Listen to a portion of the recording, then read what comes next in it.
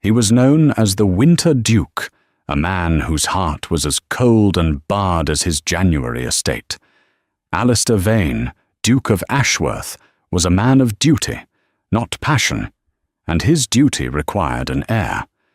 But a family will stipulated he must marry by his 30th birthday or lose his fortune to a cousin he despised. With the deadline looming, he found a solution. A desperate, educated gentlewoman with debts to her name. He would hire Miss Seraphina Harding for 1 season, a duchess in name only. It was a simple contract, but neither of them ever planned on the fine print of the heart. The summons had felt like a mistake. Seraphina Harding stared at the thick, cream-coloured card, her name penned in an imposing, masculine hand. Grierson and Peabody, solicitors. It had been delivered to the back door of the Dowager Lady Harrington's oppressive Mayfair townhouse, where Seraphina served as a companion, a role that was 1 part reader, 2 parts servant. Her life had become a series of muted greys. Since her father, a clergyman with a scholar's mind and a gambler's secret vice, had passed, Seraphina and her younger sister Clara were left destitute. The vicarage was gone, their belongings sold. Clara was now boarding with a distant, judgmental aunt, while Seraphina endured Lady Harrington's daily tyrannies for a pittance. Every shilling was saved in the desperate hope of rescuing Clara. That afternoon, Lady Harrington was in a particularly foul mood. "Miss Harding, you are dawdling, and your posture is appalling. One would think you were raised in a barn, not a vicarage." "My apologies, Lady Harrington," Seraphina murmured, her eyes fixed on the letter hidden in her apron pocket. When she was finally granted 2 hours for personal errands, she fled the house. The offices of Grierson and Peabody were imposing, all dark mahogany and the smell of old paper and wealth. A clerk, Mr. Finch, looked down his nose at her worn, if clean, grey muslin dress. "Miss Harding, you are expected." She was shown into a vast, silent office. A man stood at the window, staring out at the London rain.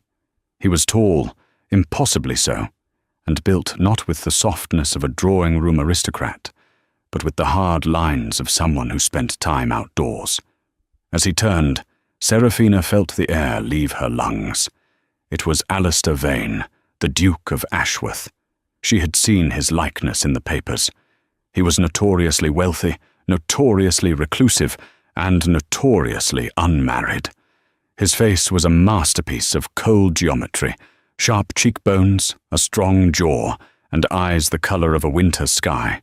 "Miss Harding," he said. His voice was a low baritone, devoid of any warmth. He did not ask her to sit. Beside him sat the solicitor, Mr. Julian Grierson, who cleared his throat. "Miss Harding, thank you for coming on such short notice. We have a proposal of a delicate nature to discuss." Seraphina's hands, hidden in her thin gloves, clenched. "A proposal, sir? I believe you must have me mistaken for someone else. I am a companion to Lady Harrington. I have no connections that would warrant the attention of your firm, or His Grace." The Duke spoke, cutting through the pleasantries.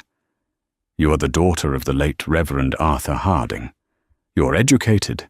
You speak fluent French and passable Italian. You play the pianoforte, and you are 24 years old. You are also, correct me if I am wrong, in significant financial distress." Seraphina flushed, a hot, angry crimson. "My situation is not a matter for public discussion, Your Grace." "It is not public, it is private, and it is the entire point," Alistair said. He moved from the window to the desk, placing his hands on it. He looked at her, not as a man looks at a woman, but as a man looks at a chess piece. "My grandfather's will is specific. I must be respectably married by my 30th birthday, which is in 3 months, at the end of the London season. Should I fail, The entirety of the Ashworth fortune and estates pass to my cousin, Lord Barnaby Crestwood. I will not allow that to happen." Seraphina was completely lost. "I am sorry for your predicament, Your Grace, but I do not see how this concerns me." "Because, Miss Harding, I require a wife, temporarily." The silence in the room was absolute, broken only by the ticking of a grand carriage clock. Seraphina stared at him, certain she had misheard. Mr. Grierson intervened, his voice softer. "His Grace is proposing a marriage of convenience, Miss Harding. A business arrangement." Alistair Vane took over, his tone chillingly pragmatic. "You will marry me. You will perform the duties of the Duchess of Ashworth for the season. You will smile, attend balls, and convince my trustees, Mr. Grierson chief among them, that ours is a legitimate union. At the end of the season, once the inheritance is secure, we will begin the arrangement for a quiet, amicable separation, an annulment, perhaps, or a long-term residence in the country. In return, I will settle the entirety of your late father's debts, which, according to our research, amount to over £6,000. I will also settle a sum of £20,000 on you as a widow's portion, so to speak. You and your sister will be secure for life." £6,000. It was a sum so vast it made her sick.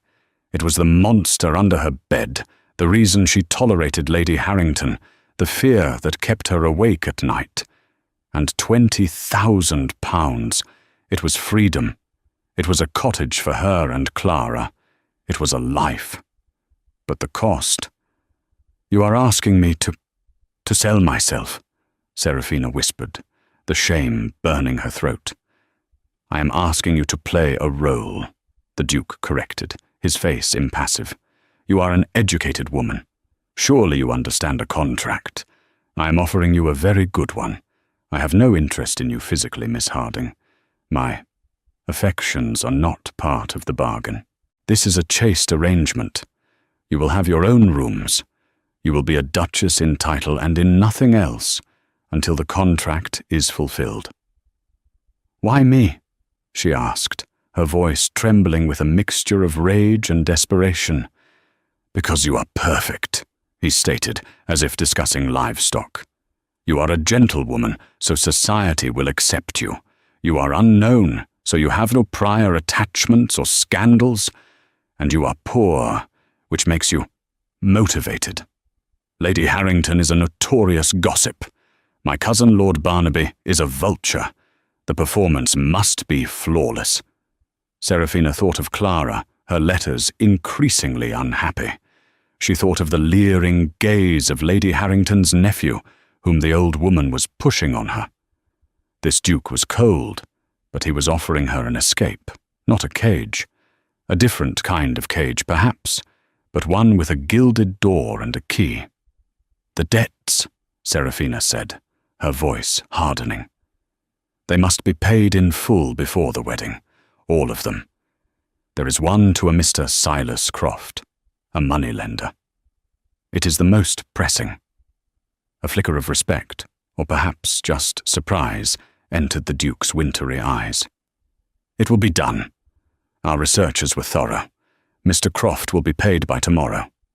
She stood straighter, pulling the last of her pride around her like a shield. "And my sister Clara.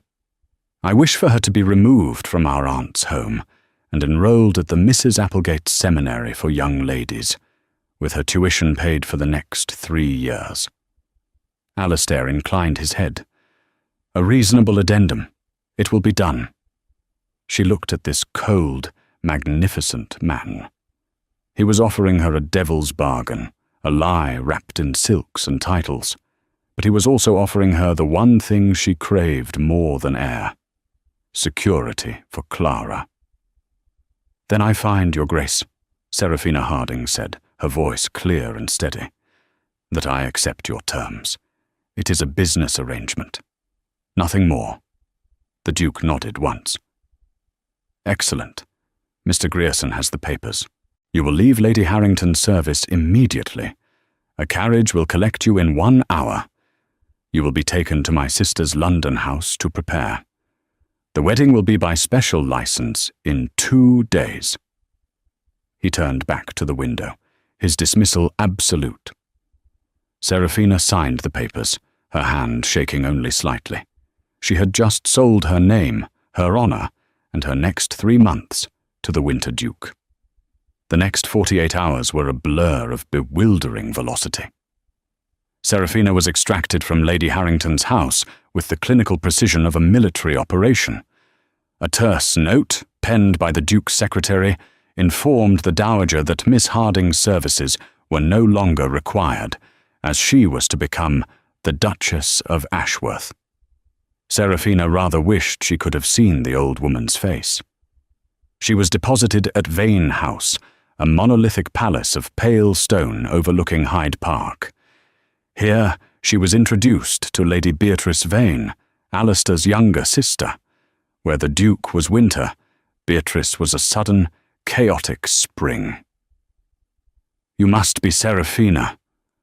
Oh, I am so glad Alistair has finally done something interesting," Beatrice cried, clasping both of Serafina's hands. She was a whirlwind of blonde curls and breathless enthusiasm. "He is impossible, you know. Utterly impossible. But you are lovely, and we have so much to do.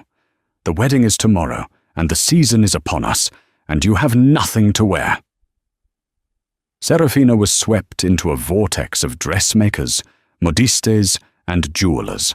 Madame Dubois, the French couturière, descended upon her, clucking her tongue at Serafina's worn muslin. "No, this will not do. For the Duchess of Ashworth, we must have silks, we must have velvet, we must have life." For hours Serafina was pinned, measured, and draped in fabrics so luxurious they felt alien against her skin. Emerald green velvets, ice blue silks, and delicate morning gowns of lawn and lace. A heavy box arrived from the Vane vaults. Inside, nestled on dark blue velvet, was the Ashworth diamond parure, a necklace, earrings, and tiara of breathtaking fire. "This was his mother's," Beatrice said, her voice soft for the first time. "He must care for you, at least a little, to let you wear this." Serafina touched the cold stones. "It is part of the costume, Beatrice, to make the performance believable." Beatrice looked at her, confused. "Performance?" Serafina quickly covered her mistake. "The performance of being a duchess, I mean. It is all so new." The wedding was a cold, private affair in the Duke's library, attended only by Beatrice and a grim-faced Mr. Grierson as witnesses.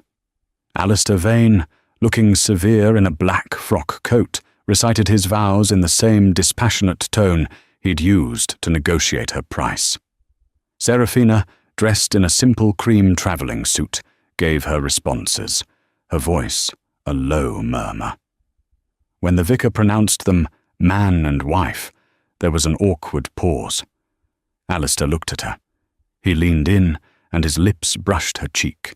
The contact was brief, dry, and as impersonal as the signing of a deed. And just like that, she was Her Grace, the Duchess of Ashworth. They left immediately for the Duke's primary seat, Ashworth Park in Berkshire. The journey was spent in near total silence. The Duke read a book on agricultural reform, and Serafina watched the green countryside roll by, feeling like a ghost. Ashworth Park was magnificent, a sprawling Jacobean masterpiece of honey-coloured stone and countless chimneys. But it was, as she had expected, cold. The staff, led by a formidable housekeeper named Mrs. Gable, lined up in the entrance hall. Mrs. Gable's eyes swept over Serafina, lingering on her simple suit, and her disapproval was palpable. "Welcome to Ashworth, Your Grace," Mrs. Gable said, her voice stiff with scepticism. The staff had been expecting a great society beauty, a duke's daughter, not a penniless companion plucked from obscurity. "Thank you, Mrs. Gable," Seraphina replied, holding her head high. "I look forward to getting to know the house."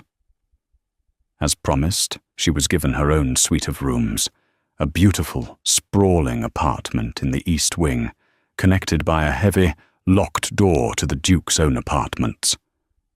The first night, she dined alone in her sitting room, the Duke having sent word that he was occupied with estate matters. The next morning, he summoned her to his study. It was, she noted, the first time they had been truly alone since the wedding. "Seraphina," he began, using her given name for the first time. It sounded foreign in his mouth. "We have 3 days until my sister arrives with the first wave of guests for the season. We must establish our narrative." He sat behind his massive desk, a fortress of mahogany. "You will tell everyone that we met at a small clerical charity event your father used to patronize, that it was a sudden acquaintance that deepened quickly, that we married quietly due to the recentness of your mourning period. Is that clear?" "It is a plausible lie," Seraphina agreed, standing before him. "It is not a lie. It is a story," he corrected. "Now the staff, Mrs. Gable in particular. She has been with my family since before I was born. She is loyal, but she is observant. You must win her over." "And how do you suggest I do that, Your Grace?" "By demonstrating my expertise in silk and diamonds." His eyes narrowed. "By demonstrating your competence. You are the Duchess. You will take the keys. You will manage the menus, the guest lists, the household. My mother's journals are in the library. They detail the running of this house. I suggest you read them." He was handing her a job, a role to perform. This, she understood. This was no different from managing Lady Harrington's social calendar, only on an infinitely grander scale. "I will not fail you, Your Grace," she said. "See that you do not," he replied, turning to his ledgers. "My sister will expect you to join her for rides. You do ride?" "Yes." "Good. A groom will have a horse ready for you tomorrow. That is all." Seraphina spent the next 2 days in a fever of activity. She devoured the late Duchess's journals. She met with Mrs. Gable, her new knowledge on display. She discussed menus with the chef, Mr. Harding, a coincidence that made her smile, and inspected the linen closets. Mrs. Gable was resistant at first, her answers short. "Mrs. Gable," Seraphina said firmly, holding the heavy ring of household keys, "I understand your loyalty to this house and to the Duke. I am not his mother. I am his wife. I intend to see this household run to his standard. I will require your full cooperation to do so. Shall we begin with the preparations for Lady Beatrice's guests?" Mrs. Gable stared at her for a long moment, then gave a curt, almost imperceptible nod. "Very good, Your Grace. The East Wing guest rooms must be aired." The small victory felt larger than it was. On the 3rd day, she went riding. The horse, a spirited bay mare named Willow, was a welcome relief. As she galloped across the damp morning fields, Seraphina felt a sliver of her old self return. She was rounding the edge of a small wood when she saw him, mounted on a massive black stallion. The Duke. He was not in his severe London coats, but in rugged riding leathers. He watched her approach, his expression unreadable. "You ride well," he commented, his voice lacking its usual iciness. "My father believed it was good for the constitution," she said, patting Willow's neck. "Willow was my mother's," he said, his gaze distant. "She suits you." An awkward silence fell. She was his wife. They were strangers. "Your sister arrives today," Seraphina said, trying to fill the void. "She does. And with her, the season truly begins," Alistair said, his face hardening again as duty recalled itself. "Remember your role, Duchess. The first test is about to begin." He wheeled his stallion around and galloped back toward the house, leaving her alone in the grey morning mist. The house party began, and Ashworth Park, which had been as silent as a tomb, suddenly erupted with life. Beatrice arrived with a coterie of friends, all bright young things of the ton, loud with laughter and gossip. They descended upon Seraphina with avid curiosity. "A whirlwind romance! How utterly thrilling!" exclaimed Lady Caroline, a pretty but vapid debutante. "And with the Winter Duke, of all people, you must tell us everything." Seraphina, gowned in a deep blue velvet that Alistair had personally and tersely approved, smiled with a poise she hadn't known she possessed. "I'm afraid it's not so thrilling, Lady Caroline. His Grace and I share a passion for botany." It was a very quiet courtship. She had found that mentioning a shared, dull hobby was the fastest way to end an interrogation. The true test came that evening, at the first formal dinner. Seraphina sat at the head of the long table, the Ashworth diamonds cold against her throat. Alistair was at the other end, a remote, imposing figure.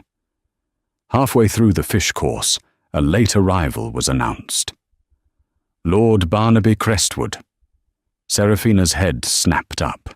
She watched the man enter. He was the opposite of his cousin, of medium height, with a fashionable waistcoat, a charming smile, and eyes that were too clever. He was the man who stood to gain everything if she and Alistair failed. "Alistair, my dear cousin, forgive my lateness. The roads are atrocious," Barnaby said, gliding to the Duke's end of the table. "And you must be the new Duchess." He walked the length of the table to her, took her hand, and bowed over it, his smile never wavering. "An absolute vision. My cousin is a man of hidden depths. To think he found you all on his own. Where did he find you, Your Grace?" The question was casual, but the barb was sharp. Before Seraphina could answer, Alistair's cold voice cut across the table. "She was with Lady Harrington, a companion. Though I fail to see how my wife's previous employment is a suitable topic for dinner, Barnaby." The rebuke was swift and public. Barnaby laughed, seemingly unfazed. No, of course not. A love match. How refreshing. I am merely surprised. Alistair has never been one for surprises." The dinner continued, but the tension was thick. Seraphina felt Barnaby's eyes on her all evening, probing, assessing, searching for a flaw in the facade. Later in the drawing room, Barnaby cornered her by the pianoforte. "You play, Duchess?" "I do, my lord." "Then play for us. Play something with passion. I am eager to see what fire my cold cousin finds so alluring." It was a trap. If she played poorly, she was unaccomplished. If she played with too much passion, she was a fraud. Seraphina sat, her back straight. She chose a piece by Scarlatti, complex, technical, and brilliant, but emotionally restrained. She played it flawlessly. When she finished, there was polite applause.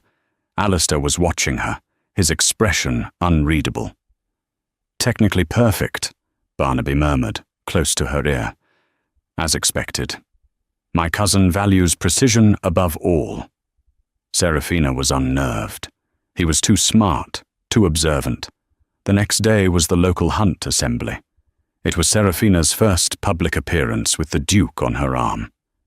As they prepared to leave, Alistair stopped her in the hall. He adjusted the clasp of her cloak, his fingers brushing her neck. The touch was accidental, but it sent a jolt through her, sharp and unexpected. He seemed to feel it too. He pulled his hand back as if burned. "The trustees will be present tonight," he said, his voice rough. "Mr. Grierson and 2 others. Lord Barnaby will be watching. We must be convincing." I understand, Your Grace. A devoted couple. Yes. The assembly hall was crowded. As they entered, a hush fell. All eyes were on the Winter Duchess. Serafina kept her smile in place, her hand resting lightly on Alistair's arm. "They are staring," she murmured. "Let them stare," he replied, his voice low. "You are the Duchess of Ashworth. You are above them." His words were meant to be a reminder of her role, but they landed as a strange, unexpected comfort. When the music for the first waltz began, he turned to her. "We must dance." "Of course." He led her to the floor. She had danced with him once before, at their wedding, a stiff, formal quadrille. But this was a waltz. He placed one hand on her waist, the other engulfing hers. The proximity was startling. He smelled of soap and crisp linen and something faintly outdoorsy. They moved together with surprising grace. He was an excellent, if unenthusiastic, dancer. But to her shock, Serafina found herself relaxing. The tension of the last few days began to drain away. "You look pale," he observed, his voice too low for anyone else to hear. "Are you unwell?" "I am merely tired, Your Grace. It has been a significant adjustment." "I see." They danced in silence for another minute. Then she took a risk. "You said we met over a shared love of botany. What is your favorite?" He looked surprised by the question. "My favorite? A strange topic for a ballroom." "We must be convincing," she reminded him. A small, almost invisible smile touched his lips. "The Helleborus niger, the Christmas rose. It blooms in the dead of winter when nothing else is willing to." Serafina looked up at him. "A flower that thrives in the cold. How fitting, Your Grace." His expression tightened, the smile vanishing. He seemed about to say something sharp when the music ended.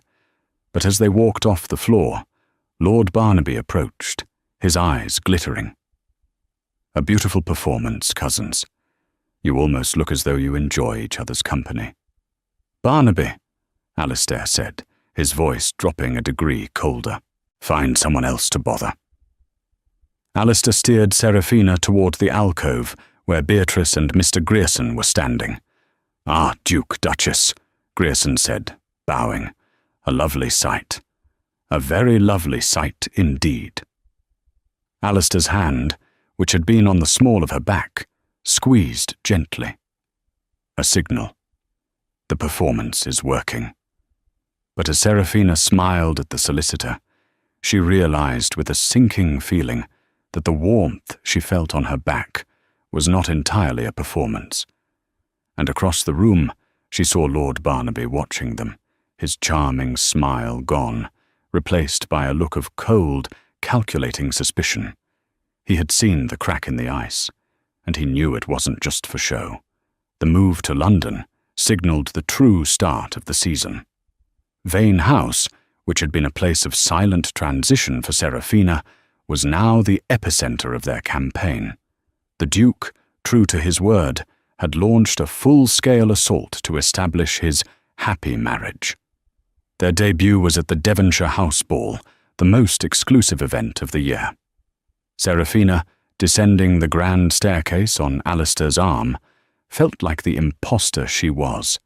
She was wearing a gown of oyster-shell silk, embroidered with thousands of tiny seed pearls. The Ashworth diamonds blazed at her throat. "You are trembling," Alistair murmured, his hand tightening on hers at the crook of his elbow. "I am unaccustomed to such scrutiny," she whispered back, "or such finery. I feel like a dressed-up doll." "You are the Duchess of Ashworth," he replied, the familiar refrain. "Look at them as if they are beneath you. It is what they expect." He was right. As she lifted her chin, adopting a mask of cool indifference, the whispers changed from "Who is she?" to "How elegant." They were a roaring success. The Winter Duke was seen smiling, or at least not actively scowling. He fetched her lemonade. He stood by her side. He dutifully danced the required waltzes with her. It was a masterful performance. But Lord Barnaby Crestwood was not so easily fooled. He had been spending his time not at balls, but in the less reputable corners of London, digging into the past of the new Duchess. A few days later, Serafina was hosting her first afternoon tea. It was a dreadful, necessary affair, filled with sharp-eyed society matrons. Lady Harrington, Serafina's former employer, was there, her face a mask of sour envy. Barnaby arrived late, all apologies and charm. He accepted a cup of tea from Serafina's hand, his smile oily. "Dear Duchess," he said, his voice carrying in a sudden lull, "I was just speaking with your dear friend, Lady Harrington. She was telling me the most fascinating story. How you were in her employ one day and engaged to a duke the next. A true fairy tale." The room went silent. The clink of a teaspoon sounded like a gunshot. Lady Harrington sniffed. I, for one, was shocked.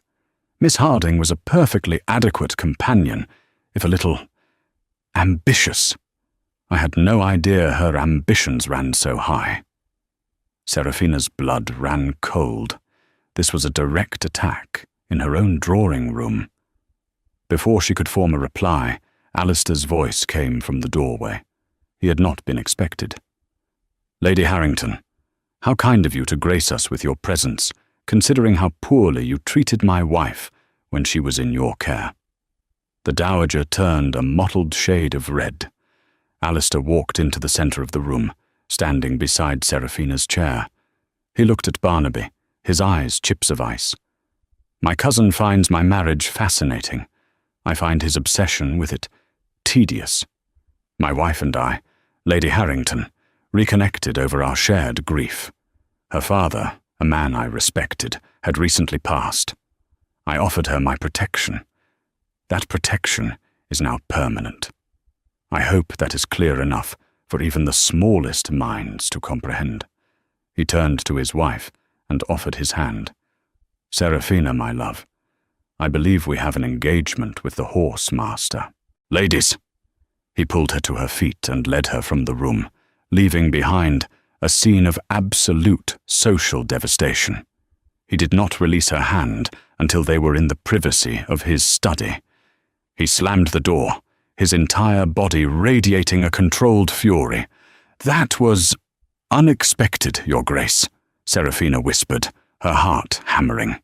"He is digging," Alistair snapped. "Barnaby, he knows something is amiss. And you, fainting at the sight of your former employer." "I didn't faint. I was startled." "It was a weakness. We cannot afford weakness. Now tell me, is there anything else? Any other skeletons in your father's closet that Barnaby might find?" Serafina flinched. The anger in his voice was impersonal, the anger of a general whose plans are failing, but it still stung. "I told you. The debts. All of them? Are you certain? No. Indiscretions? No failed speculations? No. Other attachments?" The accusation hung in the air. He was asking if she had a lover. "No," she said, her voice low and fierce. "There is nothing. My father's only vice was gambling. The debts I gave you were the sum of it. I have no other secrets, Your Grace." He stared at her, searching her face, his grey eyes stripping her bare. He seemed to be judging the truth of her, not just her words. "Good," he said finally, his voice clipped. "Because Barnaby is close to something. I can feel it. He is speaking to the moneylenders. He is trying to find the one who held your father's largest debt." "Silas Croft," Serafina breathed, horrified. "Precisely, the one I paid. The one paid on the same day I procured our special license. If Barnaby finds that link, he can prove this was a transaction." "What? What will you do?" Alistair walked to his desk. He opened a drawer and removed a ledger. "I will do what I should have done from the start. I will remove the threat. He turned to her. I have paid your father's debts, as promised. But I paid them from my personal accounts. Today I will liquidate a portion of your marriage settlement, the £20,000 I promised you, and I will use that to reimburse myself. I will have Mr. Grierson draft the papers. Serafina stared at him, confused. How does that help? It creates a new story, Alistair explained, his voice quick and strategic. If Barnaby investigates, he will no longer find that I paid your debts.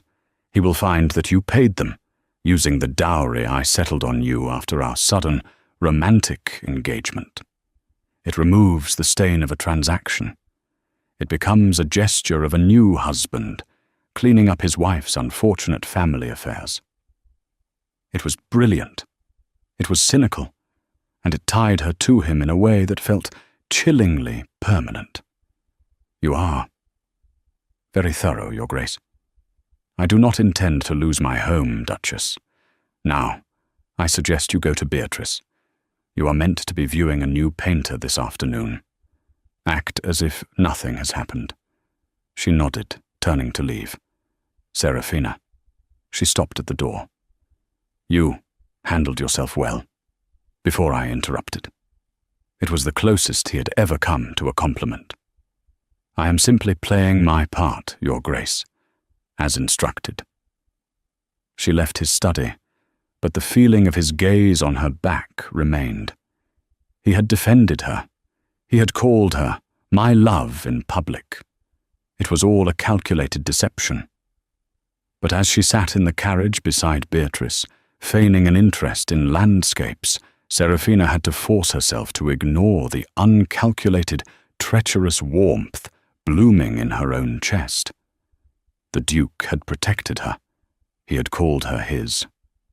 And for one terrifying moment, she had wished it were true. The pressure was mounting. Alistair's 30th birthday, the final deadline stipulated in the will, was just 2 weeks away.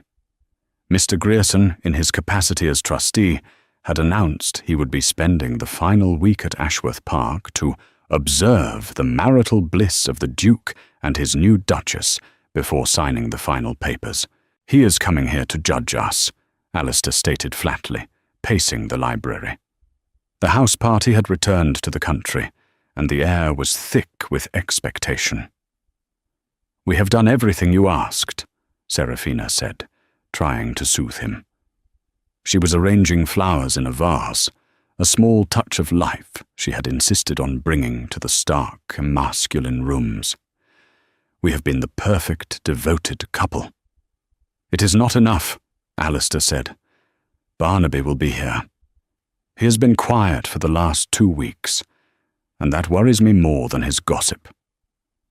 Serafina knew he was right. Since the confrontation in London, Barnaby had been the picture of a charming, repentant cousin. But his eyes, whenever they rested on her or Alistair, were cold and watchful. Mr. Grierson arrived, a solemn, walking judgment. With him came the other 2 trustees, Lord Pembroke and Sir Roger Coates, both elderly and humourless. The atmosphere at Ashworth became strained to the breaking point. Alistair was a perfect host, attentive to his wife in a way that was almost believable. He placed her shawl around her shoulders when the evening grew cool. He referenced her opinions in conversation.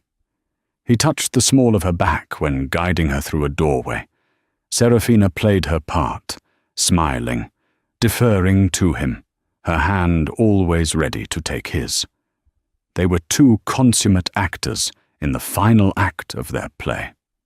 The night before the Duke's birthday, a formal dinner was held. It was the final test. Serafina sat at her end of the table, gowned in a deep crimson that Beatrice had sworn made her look regal. The dinner was progressing flawlessly. Mr. Grierson seemed satisfied, Lord Pembroke was half asleep, and Sir Roger was focused only on the excellent port. Then Lord Barnaby rose, lifting his glass. "A toast," he announced, his voice silencing the table. "To our host, my dear cousin, Alistair, and to his beautiful bride, the Duchess." He smiled at Seraphina, a woman of remarkable talents.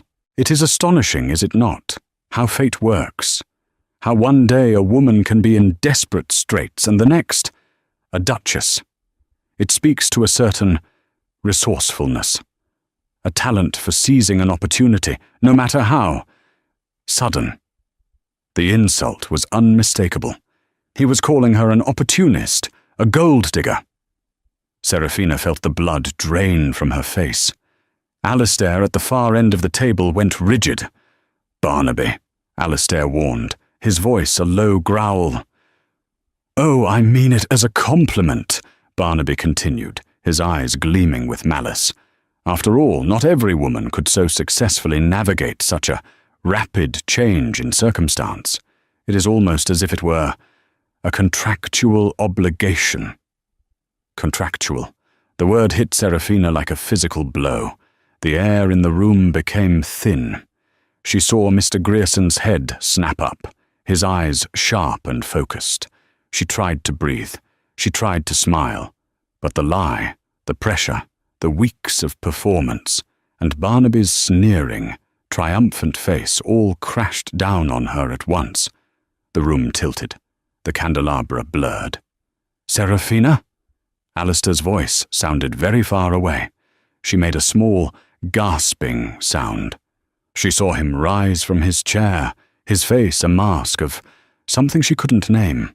Not anger. Something else. Then the world went black. When she woke, she was not in the dining room. She was in her own bed. The heavy velvet curtains were drawn, and a single lamp burned by her bedside. A cool, wet cloth was on her forehead. "You fainted." She turned her head. Alistair was sitting in the armchair by her bed. He was not in his formal dinner jacket, but in his shirt sleeves, his cravat loosened. He looked exhausted and terrified. "Your Grace," she whispered, her voice rough. I had Dr. Matthews sent for. He has just left. He says it is exhaustion. A nervous strain." "The dinner," she breathed, memory returning. "Barnaby, Mr. Grierson." "Oh, Alistair, I have ruined everything." She used his name without thinking. "Hush." He leaned forward, his voice losing its ducal command, becoming something rougher, more human. "Grierson and the others are concerned. I told them you have been unwell for days, that my cousin's boorish behavior was the final straw." "Did they believe you?" "I do not know," he admitted. He ran a hand through his dark hair. "Damn Barnaby. He found something. He must have." He knows," she whispered, tears welling in her eyes. The shame of her weakness, of her failure, was overwhelming. "I am so sorry. I failed the contract." Alistair looked at her, his expression raw in the lamplight. "To hell with the contract." The word stunned her into silence. He stood up and walked to the window, pulling back the curtain to look out at the dark, moonlit park. "When you fainted, when you did not answer me, I thought—" He stopped, his back to her. He was struggling for words, this man who was always so precise. "I thought not of the inheritance," he said, his voice low. "I thought not of Barnaby, or Grierson, or this damned house. All I could think was that you were hurt, that he had hurt you." He turned to face her. The winter in his eyes was gone, replaced by a raging, unfamiliar fire. "The thought of you being truly ill, Seraphina, it was intolerable." She stared at him, her heart thudding against her ribs. This was not in the script. This was not part of the arrangement. This man, the Winter Duke, was looking at her as if she were not a chess piece, but the board itself. "I do not understand," she whispered. He walked back to the bed. He did not sit, but stood over her, looking down. "I understand perfectly. I have been a fool. I told myself this was a transaction, a matter of duty. I built a fortress of logic to protect my inheritance. He reached out, his hand hovering over her face. He lightly, tentatively, brushed a strand of hair from her cheek. His touch was electric. But you, Seraphina, you, with your quiet strength and your love of botany, and your refusal to be managed, you breached the walls. I did not even notice it happening. Your Grace. Alistair, he commanded, his voice soft but firm. My name is Alistair. He was falling in love with her. Or she was falling in love with him. Or most terrifyingly of all, both. The realization was as dizzying as the feint itself. She had been so focused on the lie, she had not seen the truth creeping in at the edges. A sharp knock on the connecting door shattered the moment. Alistair straightened, the Duke's mask slamming back into place. Yes? It was his valet. Your Grace, Mr. Grierson requests your presence in the library. He says it is urgent. He and Lord Barnaby are waiting. Alistair's face hardened into granite. The final battle. He looked at Seraphina. Stay here. Rest. I will handle this. No, she said, swinging her legs out of the bed. She was still in her crimson gown, though it was now crumpled. I will not. He attacked me. He is trying to ruin us. I will be there. You are unwell. I am angry, she corrected, standing up, though she swayed slightly. And I will not hide while that man destroys your home. Alistair looked at her, a new, fierce admiration in his eyes. He offered her his arm. Then let us go, Duchess. Together. The library at Ashworth Park was a vast, two-story room, lined with thousands of books and dominated by a massive, unlit fireplace. It felt like a courtroom. Mr. Grierson and the two other trustees, Lord Pembroke and Sir Roger, stood by the fireplace, their faces grim.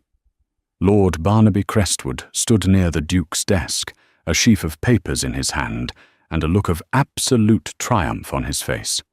When Alistair entered, with Seraphina gripping his arm, Barnaby's smile widened. Ah, the loving couple. How good of you to join us, Duchess. I trust you are recovered from your performance.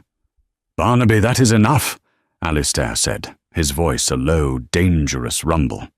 He guided Seraphina to a chair, but she remained standing beside him. Mr. Grierson, Alistair said, addressing the solicitor. It is the middle of the night. This is highly irregular. Indeed, Your Grace, Grierson replied, his voice heavy with disapproval. Lord Barnaby has presented us with evidence. Evidence so serious that it could not wait until morning. Evidence that this marriage, your entire marriage, is a fraud. Seraphina's stomach clenched. That is a damnable lie, Alistair said. Is it? Barnaby stepped forward, holding up a piece of paper. Is it a lie, cousin? Or is it a contract? I have here a copy of a bank draft. A draft for £6,000, drawn from your personal account, made out to a notorious moneylender named Silas Croft. And what is the date on this draft? It is the very same day you procured a special license to marry Miss Seraphina Harding. He produced another paper. And this, a sworn affidavit from a clerk at Grierson and Peabody, confirming that Miss Harding was summoned to your solicitor's office on that day, and left with a contract in hand. He turned to the trustees, his voice ringing with false righteousness. Do you see? He didn't marry her. He bought her. He hired a desperate woman to play the part of his wife for one season, just to satisfy the terms of the will. It is a sham, a mockery of his grandfather's wishes. The trustees looked horrified. Lord Pembroke was wide awake now. Your Grace, Mr. Grierson said, his voice cold as steel. Is this true? Did you pay Miss Harding's debts in exchange for this marriage? Alistair was trapped. If he lied, Grierson, his own solicitor, would know. The clerk's affidavit was damning. If he told the truth, he would lose everything. Ashworth Park, his title's fortune, his entire life. He looked at Seraphina, his face etched with defeat. She saw it all flash before her eyes. Alistair, ruined. Barnaby, smirking, taking the keys to this house. The staff dismissed, the tenants neglected. And she would be cast aside, the woman who had caused it all. But as she looked at Alistair, she felt not fear, but a sudden, clarifying rage. She was done being a pawn. It was true, Seraphina said, her voice clear and strong in the dead silence of the library. All eyes, including Alistair's, snapped to her. Seraphina, no, Alistair whispered, grabbing her arm. She ignored him, stepping forward into the lamplight. What Lord Barnaby says is true. When it began, she faced Mr. Grierson, her head high. I was desperate, sir. My father left my sister and me destitute. The Duke, His Grace, offered me a solution. I was to be his Duchess for a season. I was to play a part, and in return, he would save my family from ruin. Barnaby was laughing. You hear that? A full confession. It's over, Alistair. I am not finished, Lord Barnaby, Seraphina said, silencing him with the sheer venom in her voice. She turned back to Mr. Grierson. I accepted the terms of the contract, sir. I intended to be his Duchess for a season. I intended to play my part, take my payment and disappear from his life. I saw him as he saw me, a means to an end. He was a cold, arrogant and dutiful man, and I was a convenient, desperate commodity. That was the arrangement. She paused, taking a shaking breath. She turned to look at Alistair, who was staring at her, his face pale with shock. But the arrangement, it failed, she said, her voice breaking. She was no longer speaking to the trustees, but only to him. I was a fool. I thought I could wear these diamonds and live in this house and stand by this man, and not feel anything. Tears were streaming down her face now, but she did not care. I saw him defend me to women who despised me. I saw him care for his sister. I saw his dedication to this land, to every tenant and every field. And tonight, when I fainted, the look in his eyes, it was not the look of a man fulfilling a contract. She stepped toward him. I came here to secure my future. I did not expect to find my life. It is no longer a contract, A-list example. I cannot be your Duchess for a season because I love him. She said the words, the most terrifying truth of all, in the room full of his enemies. I love him, Mr. Grierson, and that may not be in the contract, but it is the truth. So you can take the house, Lord Barnaby can have the money, but I am his wife, and that is not a lie. The library was utterly silent.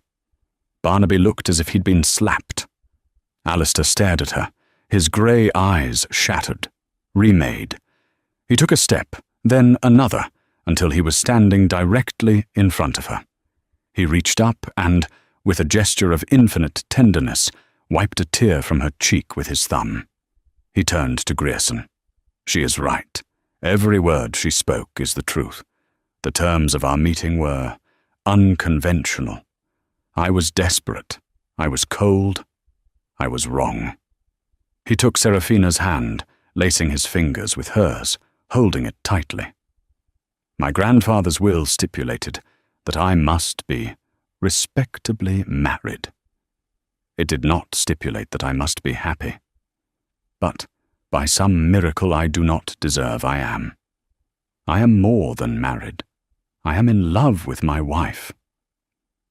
And if that is not enough to satisfy the terms of the will, then to hell with the will.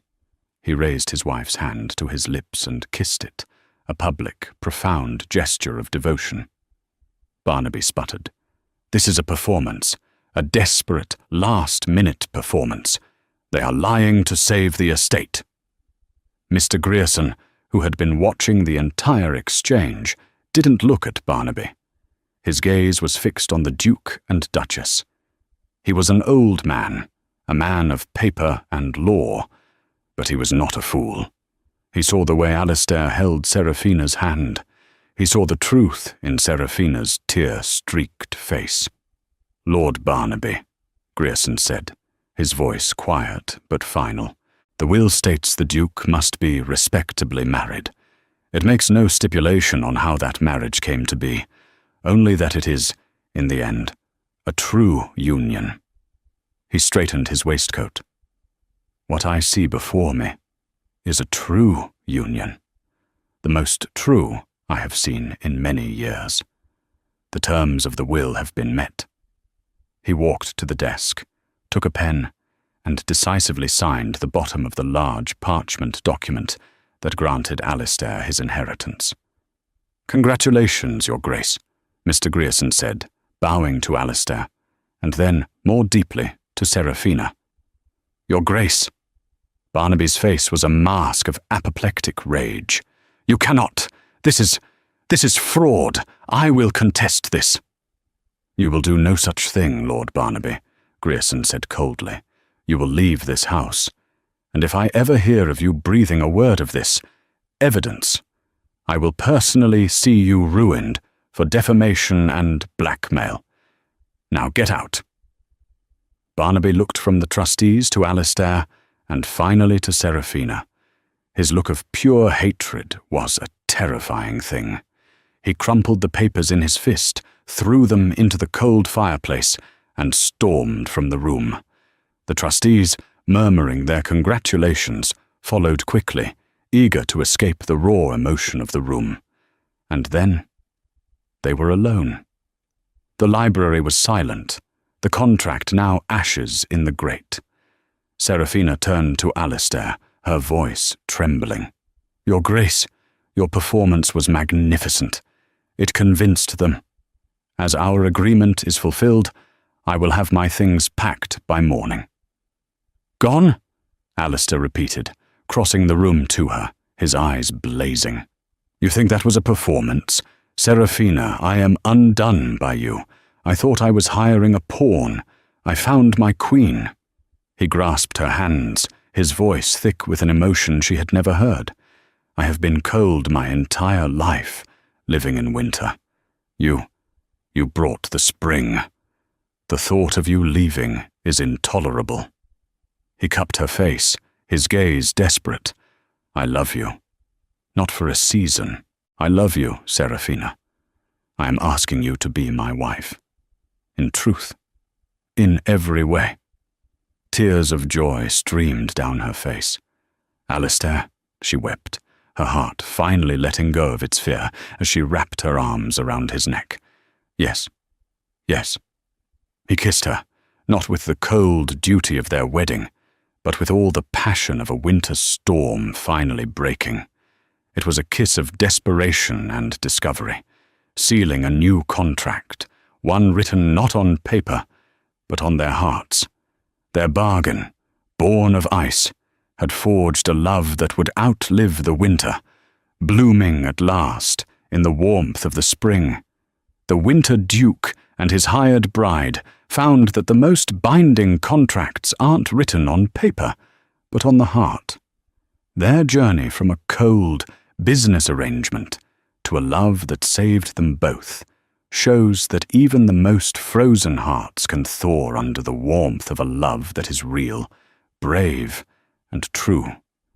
They gambled on a season and won a lifetime.